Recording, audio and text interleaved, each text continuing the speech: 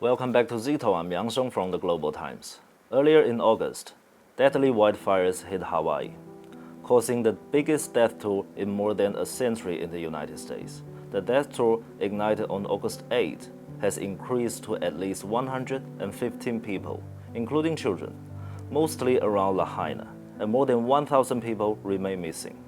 This horrific disaster has forced thousands to evacuate from their homes. It has also exposed the incompetence of the U.S. government, with many local residents who survived the disaster posting videos and comments on social media after the disaster, criticizing the problematic response of local authorities and poor early warning systems. Many Chinese netizens comment on social media networks saying that they don't understand why the superpower like the United States can have such poor performance in handling this kind of disaster. One netizen said, "The response of the administration of President Joe Biden makes the US unlike a developed country."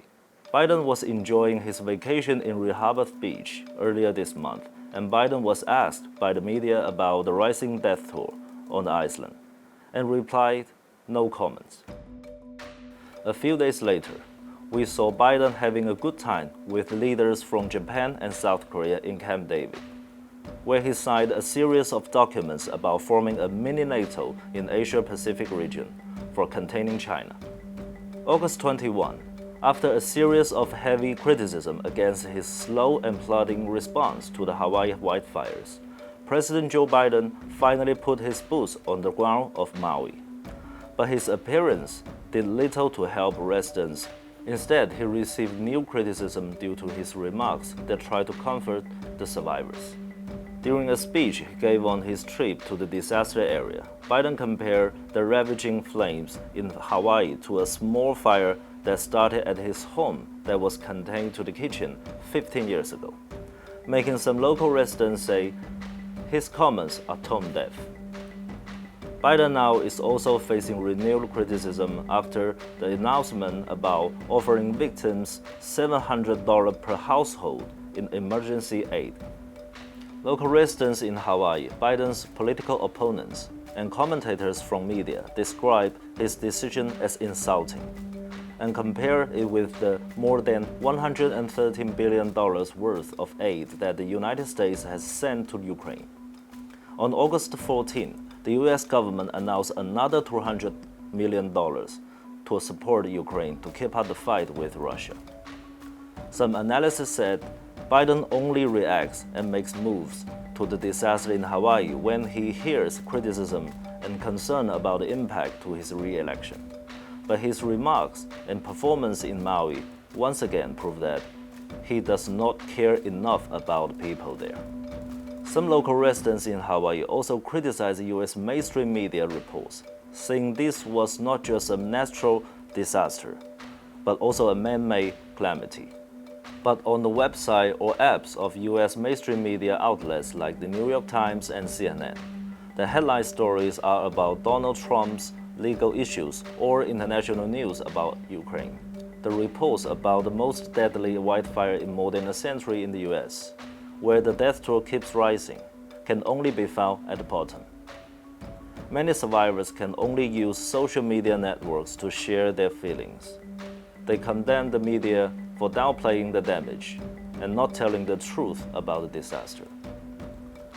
While sharing this with you, we, the Global Times, are facing some strange accusations from the US. Two of our articles about the Hawaii wildfires and the incompetence of the US government have been highlighted by Caroline Bueno, a US scientist that studies disinformation on her X account. She claimed that Chinese media don't care about Hawaii, but care about weakening the US.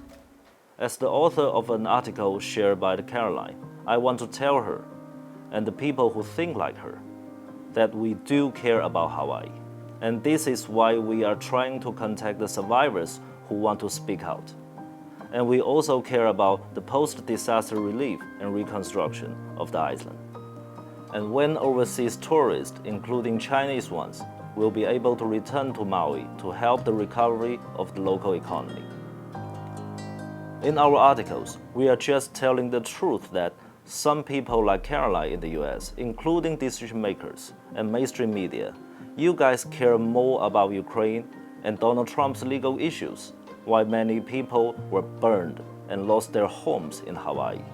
And before the articles were published by the Global Times, numerous American people had already raised the same questions online, that when there are so many US military bases and government personnel in Hawaii, why did they fail to act immediately when the deadly disaster came, leaving the locals helpless and hopeless?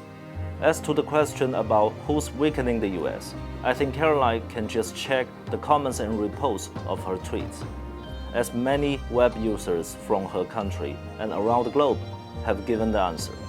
It was not China or Russia that is weakening the United States, but the poor handling of your government toward this disaster, as well as the persons who are defending the incompetence of your government.